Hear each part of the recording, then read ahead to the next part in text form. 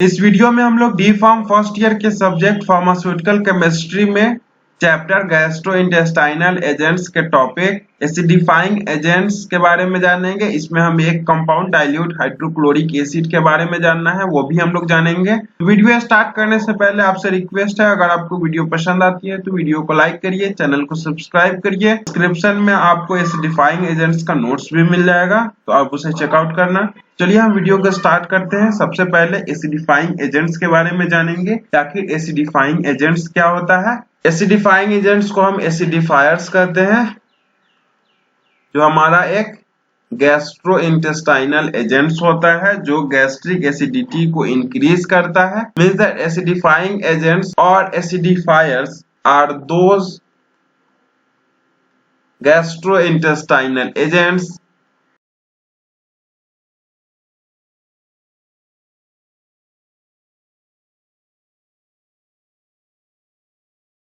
which increases the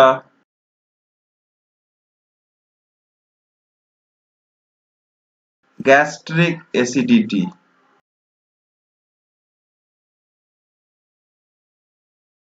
These gastrointestinal agents increases the level of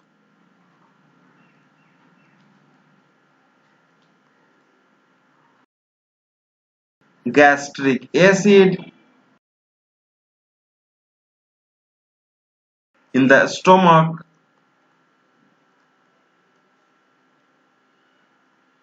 when ingested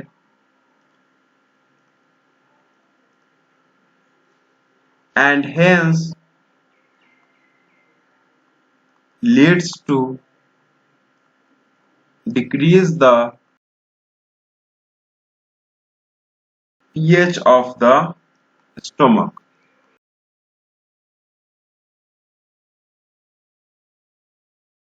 ये जो acidifying agents है, ये ऐसा गैस्ट्रोइंटेस्टाइनल एजेंट्स है जो गैस्ट्रिक एसिड के लेवल को इंक्रीज करता है स्टोमक में। जैसे ही गैस्ट्रिक एसिड का लेवल इंक्रीज होगा स्टोमक में, वैसे ही पीएच जो स्टोमक का है वो डिक्रीज हो जाएगा, मींस दैट एसिडिक हो जाएगा पीएच स्टोमक का।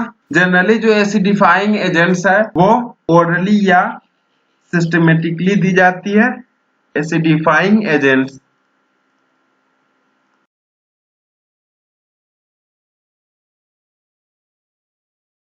are given orally or injected, means that systematically दी जाती है इंजेक्शन से। जनरली जो एसिडिफाइंग एजेंट्स है, generally these gastrointestinal agents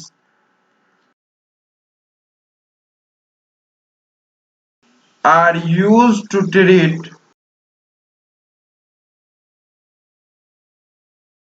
achlorhydria, या फिर इसको हम हाइपोक्लोरहाइड्रिया कह सकते हैं। ये एक हमारा टर्म है, एक क्लोरहाइड्रिया और हाइपोक्लोरहाइड्रिया। अब इसके बारे में हम जानेंगे। Due to some reason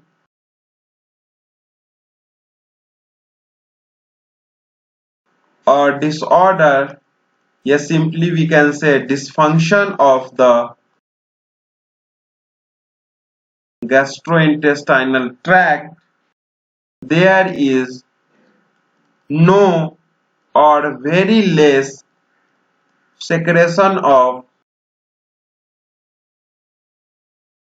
hydrochloric acid in gastric secretion.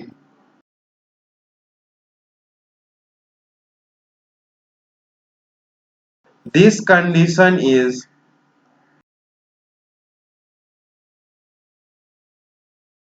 called as hypochlorhydria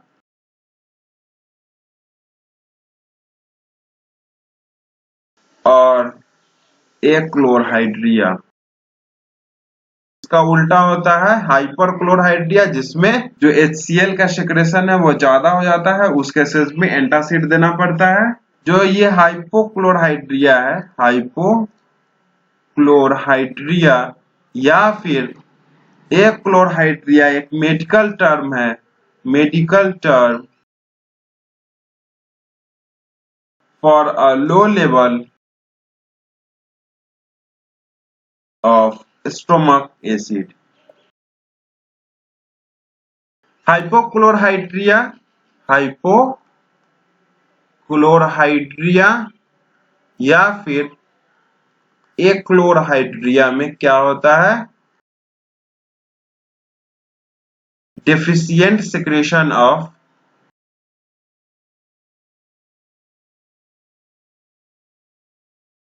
hydrochloric acid, means that gastric acid in stomach,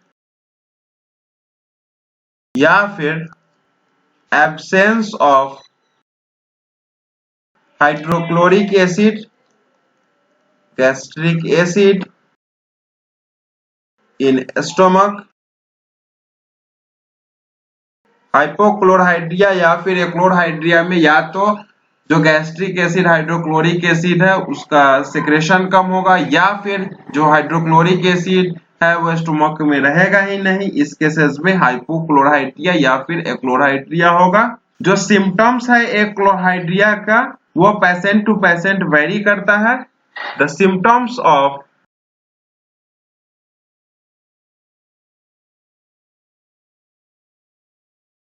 achlorhydria varies in patients। Symptoms include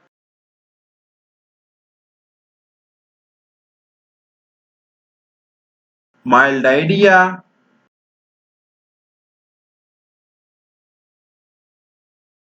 abdominal pain,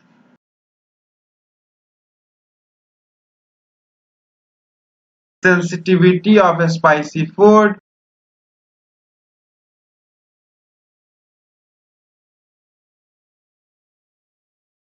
loss of appetite,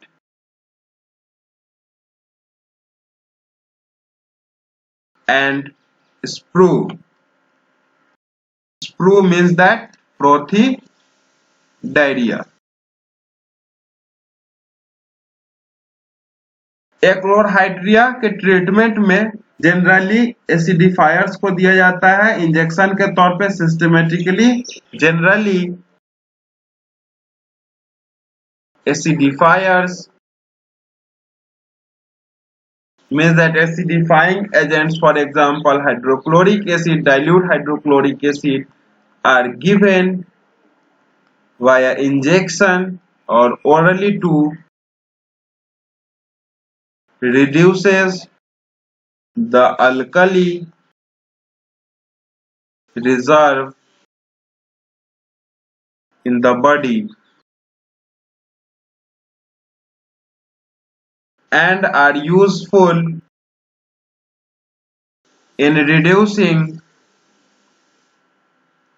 metabolic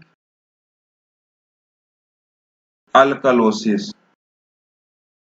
metabolic alkalosis के बारे में हम लोग समझेंगे, basically alkalosis के बारे में समझेंगे। तो जो एसिडिफायर्स है वो जो अल्कली रिजर्व है स्टोमक में या बॉडी में आप डायरेक्टली कह सकते हैं, उसको एसिडिफायर्स कम करता है। और जब अल्कली कम होगा इससे जो मेटाबॉलिक अल्कलोसिस है वो भी कम हो जाएगा। तो अब हम अल्कलोसिस और एसिडोसिस के बारे में थोड़ा सा जान लेते हैं, उसके बाद हम लोग डाइल्यूट हाइड्रोक्लोरिक एसिड की तरफ बढ़ेंगे। जो अल्कलोसिस है इसमें जो पीएच है स्टोमक का, पीएच ऑफ स्टोमक ये बढ़ जाता है, इंक्रीज हो जाता है, जिससे एक बेसिक मीडियम क्रिएट हो जाता है, एक्सेस ऑफ बेस। जैसे जैसे पीएच बढ़ेगा वैसे वैसे बेसिक मीडियम क्रिएट होगा, एंड जब एक्सेस ऑफ बेस होगा तो बेसिक मीडियम बनेगा, क्रिएटेड। अब हम एसिडोसिस के तरफ बढ़ते हैं। एसिडोसिस, एसिडोसिस में पीएच ऑफ स्टोमक कम हो जाएगा एक्सेस ऑफ एसिड, जिससे एसिडिक मीडियम क्रिएट हो जाएगा, एसिडिक मीडियम इज क्रिएटेड। अब हम लोग डाइल्यूट हाइड्रोक्लोरिक एसिड के बारे में जानेंगे, जो हमें compound as an acidifying agents पढ़ना है। तो जो सबसे फर्स्ट हम कॉमन नेम जानेंगे हाइड्रोक्लोरिक एसिड का। तो जो कॉमन नेम है हाइड्रोक्लोरिक एसिड का वो होता है muriatic acid.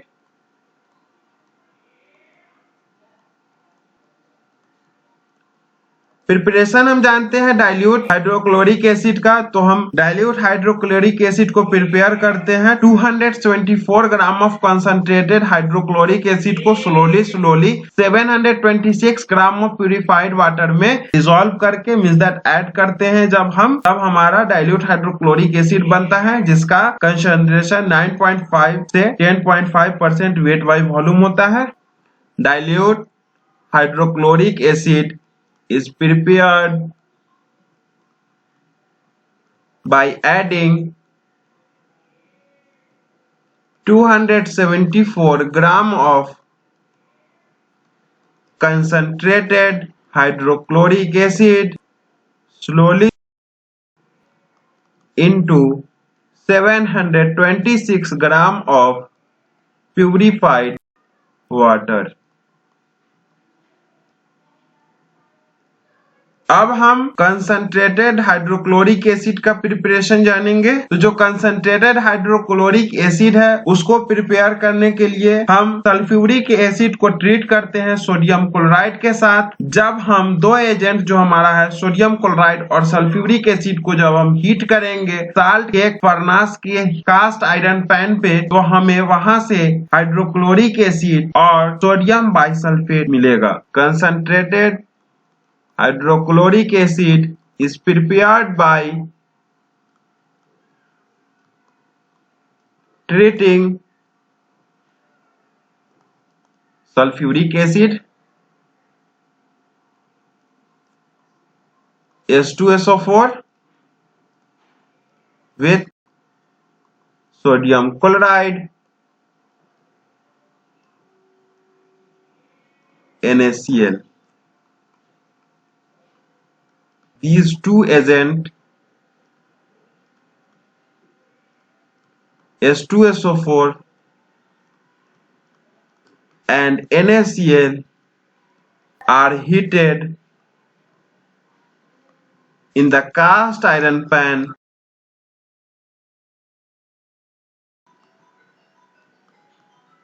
of salt cake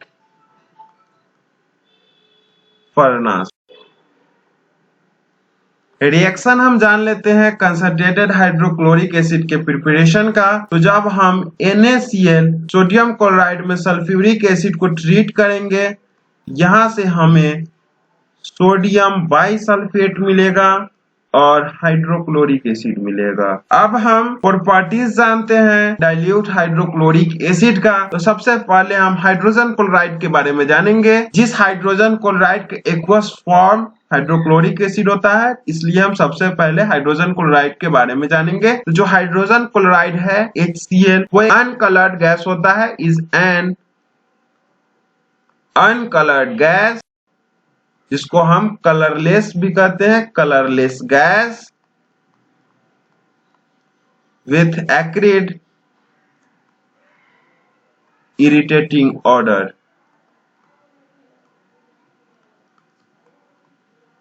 इतना इरिटेटिंग ऑर्डर रहता है हाइड्रोक्लोरिक एसिड का कि अगर आप लेबोरेटरी में कभी काम कर रहे होंगे, उस केसेस में अगर एक ड्रॉप भी गिर गया इधर उधर तो इतना इरिटेट ऑर्डर रहेगा कि आप वहां से उठकर अलग साइड हो जाइएगा। इस तरह का इसका ऑर्डर होता है। अब हम हाइड्रोक्लोरिक एसिड के बारे में जानते हैं। तो जो हाइड्रोक्लोरिक एसिड है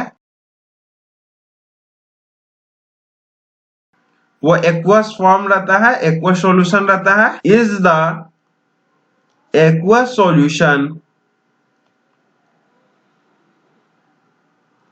of hydrogen chloride।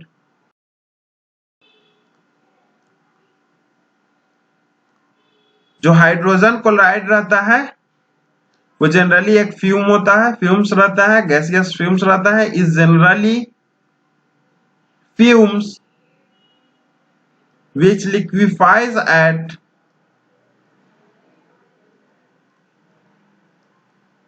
189 Kelvin to form a colorless liquid and freezes at 159 Kelvin to form a white solid. Hydrochloric acid is soluble in water. Water में हाइड्रोक्लोरिक एसिड सोलुबल होता है. कंसंट्रेशन हम जाने, concentration of hydrochloric acid. तो जो सबसे first हम जानेंगे वो जानेंगे डाइल्यूट हाइड्रोक्लोरिक एसिड का कंसंट्रेशन. इसका कंसंट्रेशन रहता है 9.5 to 10.5% weight by volume.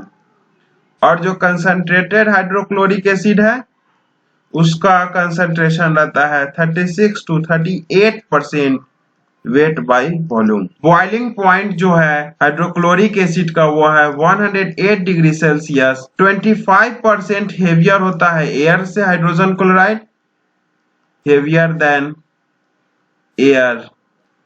Hydrogen chloride is 25% heavier than air. अब हम डाइल्यूट हाइड्रोक्लोरिक एसिड का यूजेस जान लेते हैं. तो जो सबसे फर्स्ट यूज है जिस सेक्शन में हम पढ़ रहे हैं एसिडिफाइंग एजेंट में, तो हाइड्रोजन क्लोराइड का use as an acidifying agent है जिसको हम यूज करके एक क्लोरहाइड्रिया को ट्रीट करते हैं. Dilute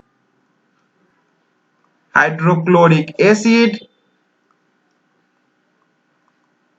is used as an acidifying agent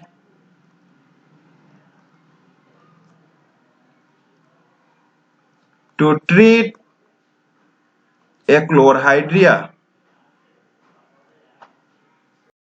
dilute hydrochloric acid का हम सेकेंड यूज जानते हैं. तो हाइड्रोक्लोरिक एसिड को रिएजेंट के तौर पे लेबोरेटरी में यूज किया जाता है, या तो डाइल्यूट हाइड्रोक्लोरिक एसिड को या फिर concentrated hydrochloric acid. Both hydrochloric acid को एज रिएजेंट यूज किया जाता है. HCl acts as a reagent in laboratories. Further हम थर्ड यूजेस जाने हाइड्रोक्लोरिक एसिड का. तो हाइड्रोक्लोरिक एसिड को सॉल्वेंट के तौर पे यूज किया जाता है जिसमें नोबल गैस को डिसॉल्व करी जाती है. It is also used as solvent to dissolve noble gases. Further हम और यूजेस जाने डाइल्यूट हाइड्रोक्लोरिक एसिड का. तो डाइल्यूट हाइड्रोक्लोरिक एसिड को हम यूज करके क्लोरीन, एक्वा रेजिया ये सब प्रिपेयर करते हैं. Also used in the preparation of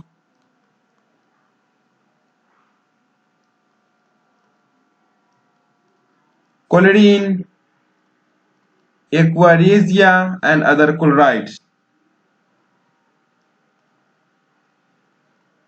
अब हम स्टोरेज कंडीशन जानेंगे डाइल्यूट हाइड्रोक्लोरिक एसिड का. तो जो डाइल्यूट हाइड्रोक्लोरिक एसिड है इसको हम स्टोर करते हैं या तो ग्लास स्टूपर कंटेनर में या फिर कोई इनर्ट मटेरियल के कंटेनर में, एयर टाइट कंटेनर में. 30 डिग्री सेल्सियस से ज्यादा नहीं होना चाहिए storage temperature. Dilute hydrochloric acid should be kept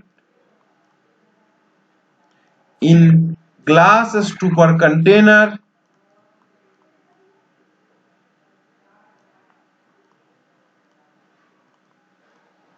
or in an inert material airtight container.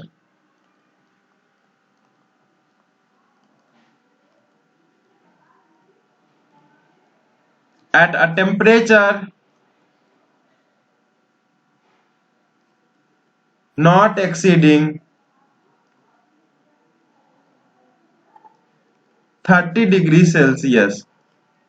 इस वीडियो में बस इतना ही। होप आपको वीडियो पसंद आई होगी। तो वीडियो पसंद आए तो वीडियो को लाइक करिए, चैनल को सब्सक्राइब करिए।